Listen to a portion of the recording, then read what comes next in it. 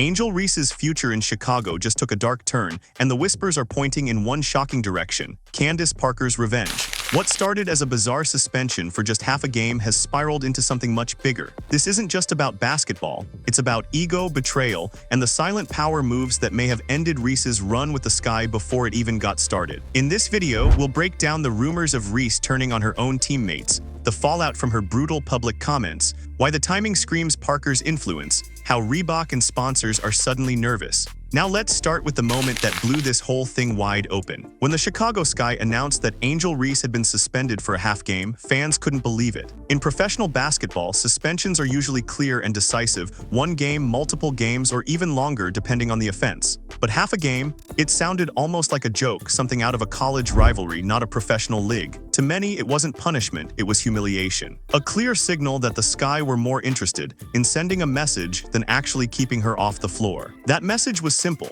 Reese's behavior had gone too far, and the team wanted her to feel the sting without giving her the excuse of being targeted. This wasn't about X's and O's, it was about control. By making her sit through an entire half while her teammates fought on without her, the Sky turned Reese into a spectator in the most public way possible. And for a self-proclaimed star who thrives on attention, that silence spoke louder than anything she had said. But the half-game suspension was only the tip of the iceberg. The real explosion came when Reese opened her mouth off the court. In an interview that spread like wildfire, she dismissed Rachel Banham and Haley Van Lith as incapable of leading a playoff team, and implied Courtney Vandersloot was simply too old to rely on. These weren't behind closed doors conversations or private frustrations shared in a team huddle. These were public shots fired directly at the women who had gone to battle with her all season. For veterans who had given everything to Chicago, it felt like a dagger. The fallout was immediate. Reports surfaced that the entire locker room had seen the comments, and a players-only meeting was called not to back Reese but to figure out how to move forward without trust. Teammates who had defended her in the past were suddenly done, blindsided by the very player who was supposed to represent their future. The timing was brutal, too. The Sky were already eliminated from playoff contention,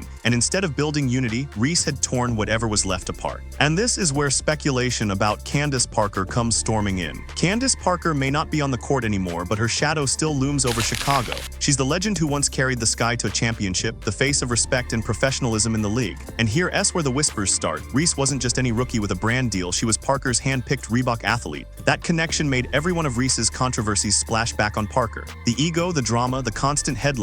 Suddenly, Parker's name was tied to it all. That's why fans and insiders began speculating that the Sky's harsh stance on Reese wasn't just about teammates, it was about protecting Parker's legacy. If Reese was going to keep dragging her own squad through the mud, it made sense for Parker and the organization to quietly push her out. The rumors of revenge might sound dramatic, but the pieces fit. Parker builds stars, but she doesn't tolerate chaos. And by letting Reese sink herself, the Sky may have given Parker the perfect out. But if you think this was just about basketball politics, the business side was even worse. Reebok thought they had their next big star when they signed Reese, especially with Parker tied to the deal. But when your athlete is more famous for feuds than highlights, the shine fades quickly. Suddenly, sponsors weren't celebrating her double-doubles. They were fielding questions about her attitude, her teammates' anger, and whether she was worth the investment. And for a company banking on Parker's credibility, Reese's spiral couldn't have come at a worse time. In marketing, image is everything. Parker built her career on leadership and respect, two things Reese seemed determined to throw away. The more Reese attacked her teammates, the more it felt like Reebok had backed the wrong horse.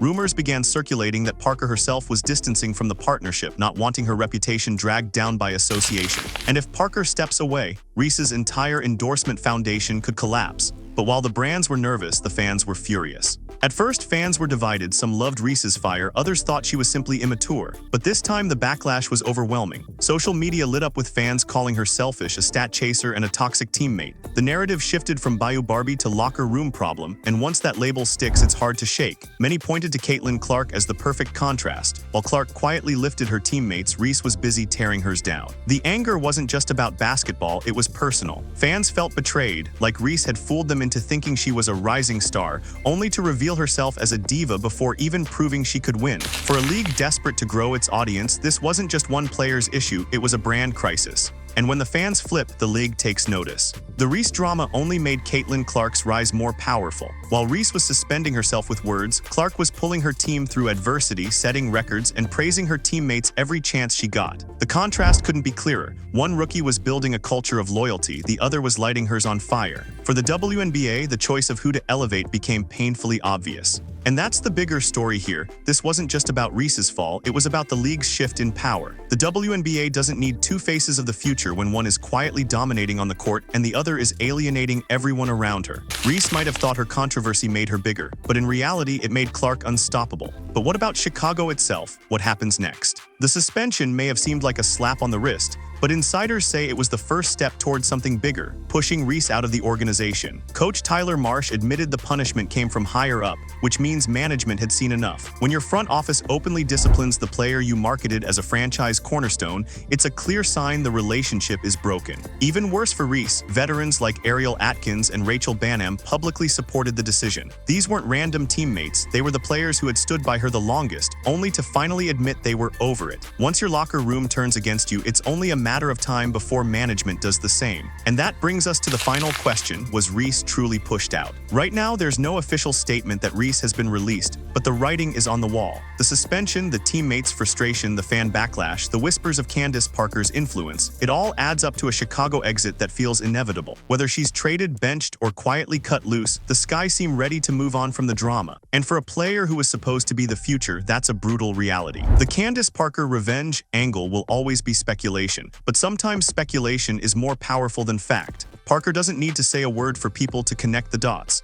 By attaching her name to Reese and then letting the Sky implode, the legend may have already gotten the last laugh. Either way, Reese's Chicago career looks like it's ending not because of her talent, but because she burned every bridge in sight. One of the most telling signs of trouble has been the silence from Reese's own camp. Usually when a controversy erupts, players or their agents move quickly to get ahead of the story, issuing statements, clarifying quotes, or at least spinning the narrative to protect their client. But this time, nothing. No clarification about the suspension, no apology to teammates, no public show of unity. That vacuum of silence spoke volumes, leaving the public to assume the worst. Fans began to wonder if Reese had lost the support of her inner circle, or worse, if her handlers were deliberately stepping back because even they couldn't defend her actions anymore. For a rookie trying to build a brand empire, the absence of messaging was a massive red flag. It made her look isolated, even abandoned. And in the world of professional sports, isolation is career death. But silence wasn't her only mistake. Her social media activity added gasoline to the fire. Instead of calming the storm, Reese's social media became Exhibit A in the case against her.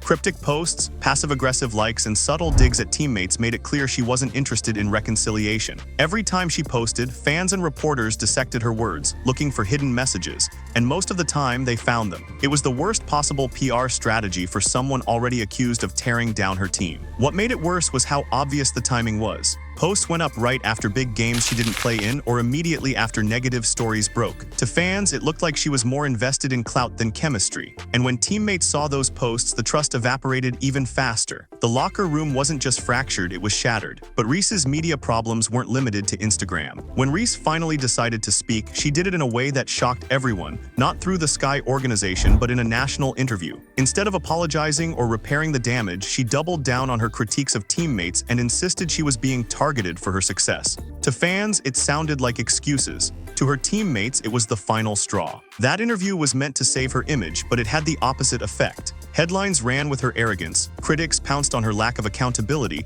and even neutral observers began to question her maturity. In the court of public opinion, she turned herself into the villain. And once the league saw how badly she handled the spotlight, whispers began about whether Chicago even wanted her around next season. But those whispers weren't limited to Chicago. They spread across the entire WNBA. Normally, when a star player falls out with their team, other franchises line up to see if they can swoop in and save the day. But in Reese's case, the opposite happened. Rumors began circulating that no other WNBA team was interested in trading for her, not because of her talent, but because of her baggage. For a young player, that's a devastating reputation to carry. The league is small and word travels fast. If you're labeled as a locker room cancer, teams don't want to take the risk, no matter how many rebounds you grab. Reese might have thought she could simply start fresh somewhere else, but the reality was harsher. She wasn't just burning bridges in Chicago, she was burning them everywhere. And if no one's willing to take a chance on you, your career options shrink fast. But while other teams backed away, one name kept popping up in the conversation: Caitlin Clark. Reese had built her brand on being Clark's rival, constantly throwing shade and framing herself as the one to challenge Clark's rise. But when Reese's chaos exploded, Clark didn't need to say a single word. Her play on the court, her respect for teammates, and her rising fan support were the ultimate revenge. While Reese drowned in drama, Clark thrived in silence. Fans started pointing out the contrast at every turn. Clark celebrated others' success, Reese tore hers down. Clark's sponsors boomed, Reese's sponsors flinched. The rivalry that Reese tried so hard to manufacture had officially backfired. Instead of sharing the spotlight with Clark, she handed it to her on a silver platter. And the league, desperate for a positive face, leaned even harder into Clark. But what about the fans who once loved Reese? Just months ago, Angel Reese was celebrated as the Bayou Barbie, a charismatic rookie who had swagger and star power. But now, she was painted as the villain of the league. The fall was swift and brutal, and it was fueled entirely by her own words and actions. Fans who once wore her jersey began posting about selling them. Supporters who once defended her online admitted they were done. It was a shocking collapse of public goodwill. Being a villain in sports isn't always bad. It can draw attention and sell tickets. But Reese's problem was that her villain role wasn't entertaining, it was toxic. Instead of fans tuning in to boo her, they tuned out completely. And for the WNBA, which needs every viewer it can get, that was a deal breaker. But her transformation into a villain wasn't just about her, it highlighted something deeper in the league itself. The WNBA has been fighting for years to grow its fan base, and Angel Reese was supposed to be one of the players to help bridge that gap. Her style, her confidence, and her ability to go viral made her a marketer's dream. But when the drama overtook the highlights, the league suddenly had a problem. Do they continue to push Reese as a star, or do they quietly pivot to others like Caitlin Clark and Aja Wilson? Every decision the league made felt like it was under a microscope. If they supported Reese, fans accused them of protecting toxic behavior. If they distanced from her, critics said they abandoned one of their biggest names. It was a lose-lose situation that forced the WNBA into an uncomfortable position. And in that vacuum of uncertainty, rumors started swirling about Reese's future, not just with the Sky, but in the league itself. Right now, Reese's career hangs in the balance. Will the Sky trade her quietly in the offseason? Will sponsors pull back entirely?